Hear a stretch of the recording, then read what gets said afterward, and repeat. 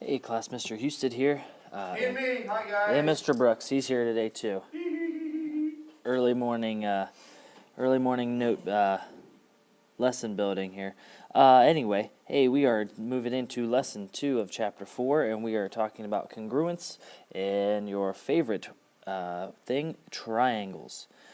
Today we're going to start out with simply identifying congruent parts on triangles. So we've talked a lot about how to identify congruent parts. We hopefully know by now that they're marked with these little tick marks.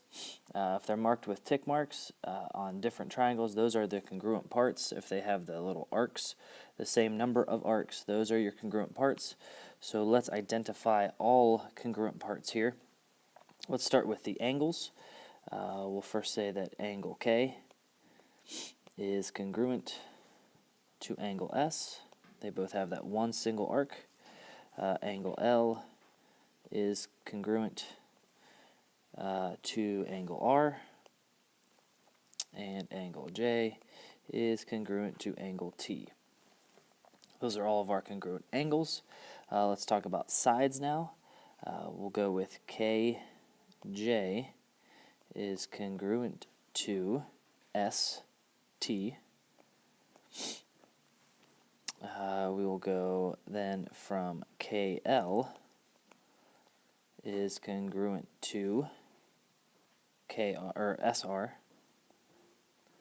And then finally the only thing that's left is LJ congruent to RT. Okay, once we've identified all of the congruent parts, then we want to write a congruence statement. And the key with writing a congruence statement is making sure that the angles and the order of them are in the same order when you're talking about each different triangle. So if I say triangle KLJ, which is horribly written, so let's try that again, KLJ is congruent to, we want to talk about the angles in the same order. So K corresponds with angle S, L corresponds with angle R, and J corresponds with angle T. So really we can identify corresponding parts with just looking at this statement with the corresponding angles. We can even look at KL and SR. If we look down here, KL is congruent to SR, LJ, RT. Okay, so from this congruent statement, we can derive all 6 of these statements here. Okay. Now that we've identified corresponding parts and congruent parts of figures, we are now going to use that to do a little bit of algebra. Okay, so we are saying that we have 2 quadrilaterals that are congruent. The very first one wants us to find x. Okay, so we have x here in 2 different spots. We have x here and we have x here. X is combined with y in this part, so we're not going to deal with that just yet. We want to find x by itself first. So what I'm going to do is I'm going to highlight and show you that it is on line segment QR. And the reason I'm going to do that is because then I want to come over here and I want to look at my congruent statement and notice where QR is. It is the last 2 letters of the congruent statement. So I can go over to the other congruent statement and know that I need to look at FG. So FG is down here. So I'm going to set equal my 2x minus 4 equal to 12. So, add 4 to both sides, get 2x equal to 8. Nope, sorry. 2x is equal to 16. Divide by 2, x equals 8. Okay, now that we have found the value of x, we can use that to solve for x and y over here. Again, so we highlighted angle Q. Going to come back over here and see where Q is at in our congruent statement. It corresponds with angle F. So that's right here. So now I can say 6y plus x equals 68. Again, x is equal to 8, so I can go ahead and plug that in. Subtract 8 on both sides. 6y equals 60. Divide by 6. Y is equal to 10. Okay. All right, taking a look at example 3. All right, you're painting a wall, and we divide it into orange and blue sections. Will the wall be the same size and shape? All right, so in order to make sure that they are congruent, we need to make sure that everything is congruent. If we look here, we have 2 right angles, 2 right angles. This side's congruent, this side's congruent. They're congruent to each other, and they're congruent to each other. So the only things we are concerned with are this line right here, and then these angles. So the question is, can we kind of prove that they are congruent to each other? Well, first off, JK is going to be congruent to itself.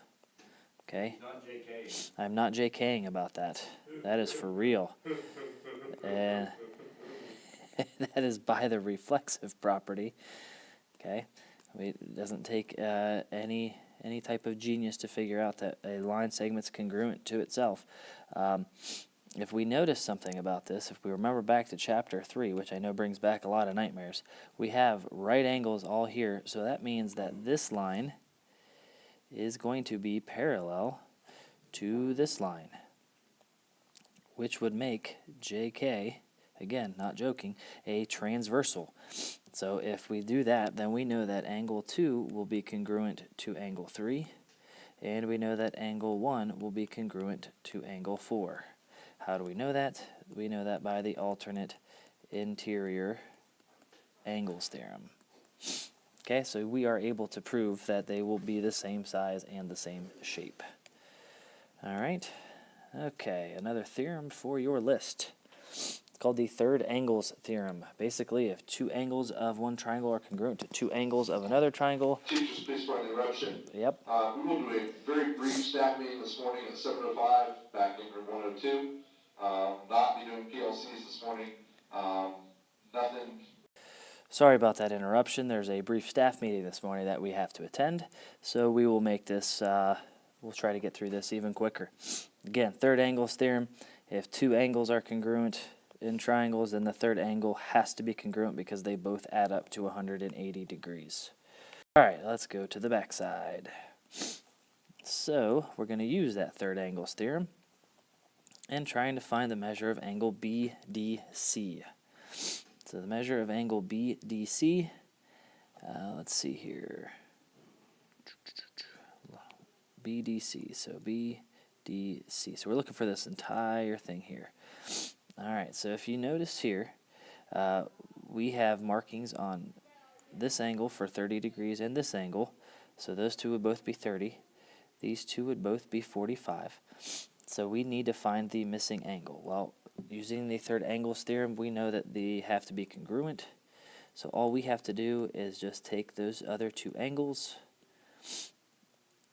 and add them together to set them equal to 180. This gives us 75. And then we'll subtract that on both sides. And we'll get the measure of angle BDC equal to 105 degrees. Okay, because we already had 2 of the angles for each triangle. We already had 2 of them. So to find a third one, we add them together and subtract from 180. All right, last example, and of course it has reared its ugly head again. We are back to a proof. All right, so we are trying to prove that these triangles are congruent. We are given that AD, we're given all this information. I'm not going to read it to you, you can see it. We are given all this information. We are trying to prove that the triangles are congruent. So the very first thing we're going to take a look at, statement number 1, is that AD is congruent to CB and DC is congruent to BA. If you look up here, those would be our givens, or at least part of our givens. So 1 will be the given. Something that's not given but we have to talk about is that AC is congruent to AC. And how do we know that? Oh, by the reflexive property. Okay, and that's going to be the reflexive property of congruence, because we're talking about congruent line segments here. The next part, angle ACD is congruent to angle CAB, and CAD is congruent to ACB. Again, should look vaguely familiar. We will have to list out all of the given at some point in each proof. In this case, they just broke it apart. Now, if we know two of the angles are congruent to each other, do we know that the third angle is congruent to each other? Yes, we do, and that is by that theorem we just learned called the third angles theorem.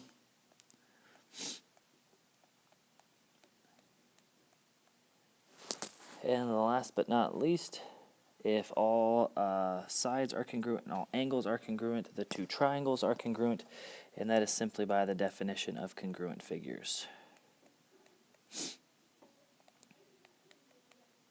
All right, so this is just venturing into congruence and dealing with triangles. Hopefully it makes a little bit of sense. Oh, here's a few more theorems to add to your theorem sheet. Nothing that you didn't already know. Just the reflexive, symmetric, and transitive property all apply to congruent triangles as well. All right, so bring any questions you have with you to class, and we'll see you then.